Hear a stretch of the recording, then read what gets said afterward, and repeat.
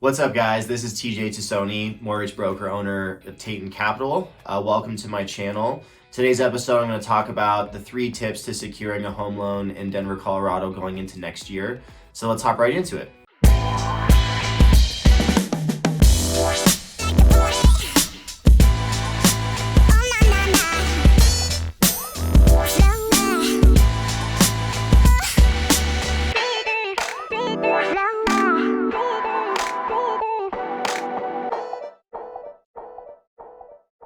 What's up, everybody? This is TJ Tassone, mortgage broker owner of Tassone Capital. If this is the first time that you're visiting my channel, please make sure to hit the subscribe and like button below to make sure that you're getting the most up-to-date content. I post videos once a week about everything you need to know about moving or living in Colorado. So if you have any questions or about living here, what it's like being here, or mortgage specific questions, please feel free to call, email, text at the info below.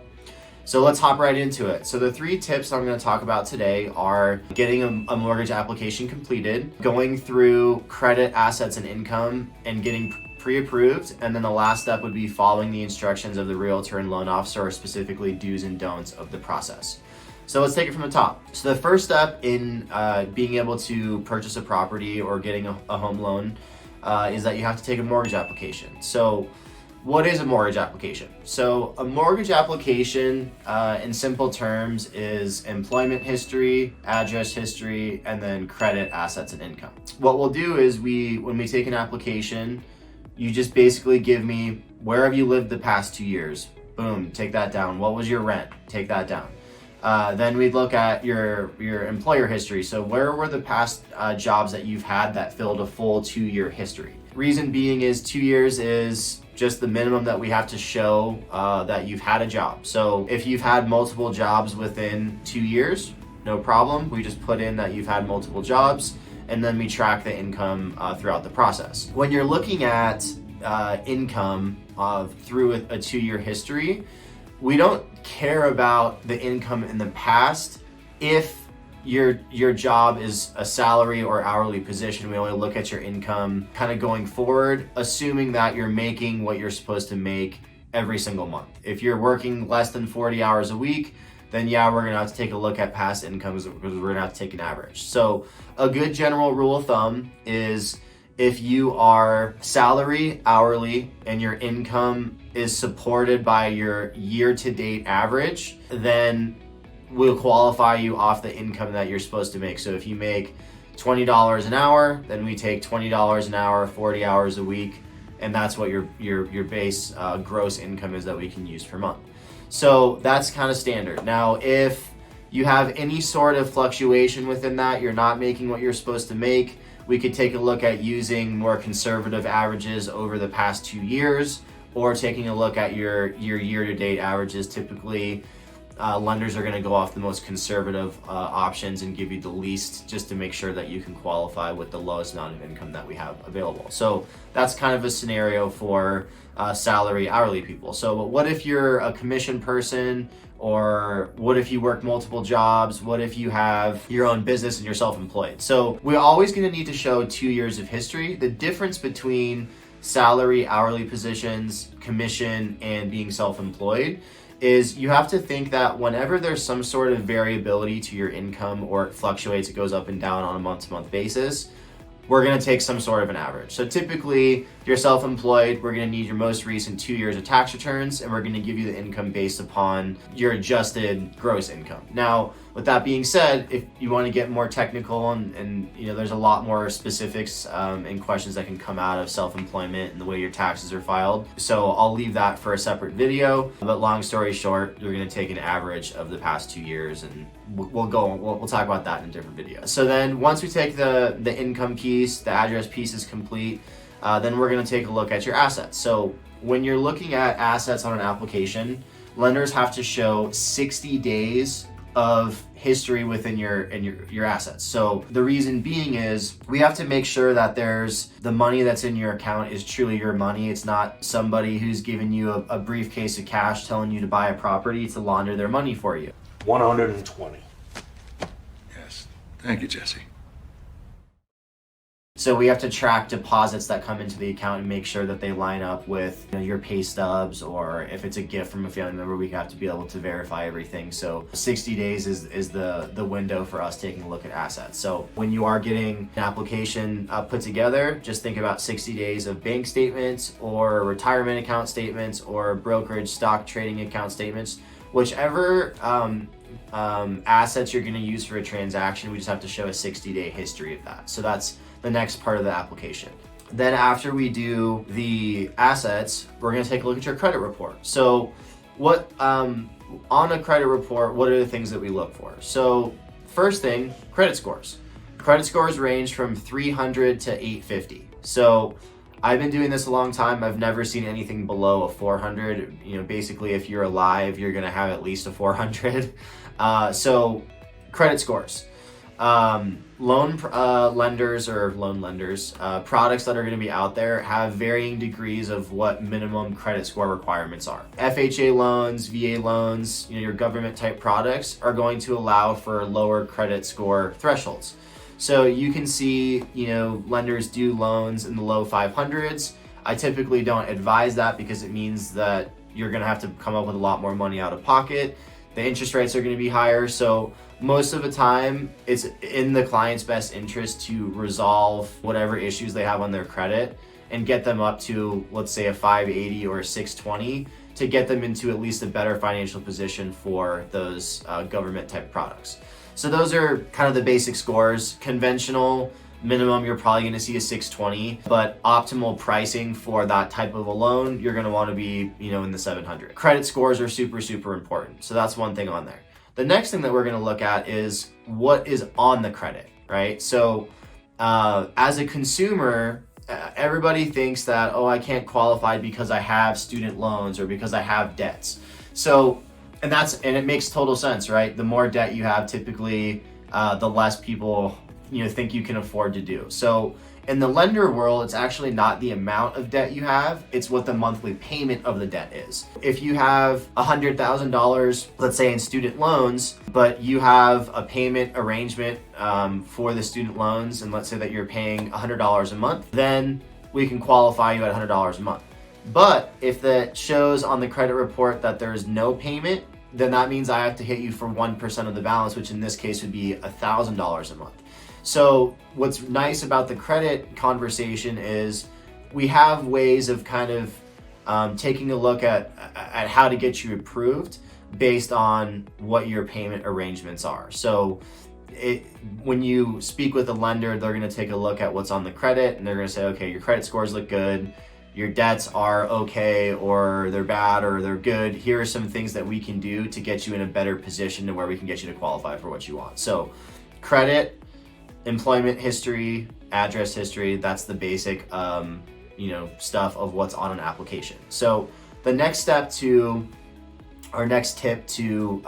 getting a loan is going to be getting pre-approved. So what is a pre-approval and what's the difference between a pre-approval and a pre-qualification? You'll hear those terms used a lot interchangeably within the industry, and unfortunately they're not the same. So a pre-qualification basically means that you've done an application with someone. Maybe they've looked at your credit, they've looked at your assets, they've looked at what you said your income is. So that's what a pre-qualification is.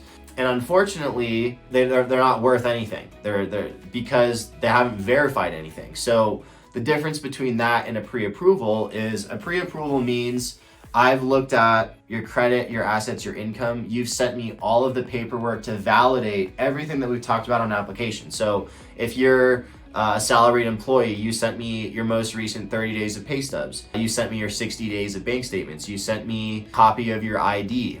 So I've reviewed all of your income, and sorry, I left out W-2.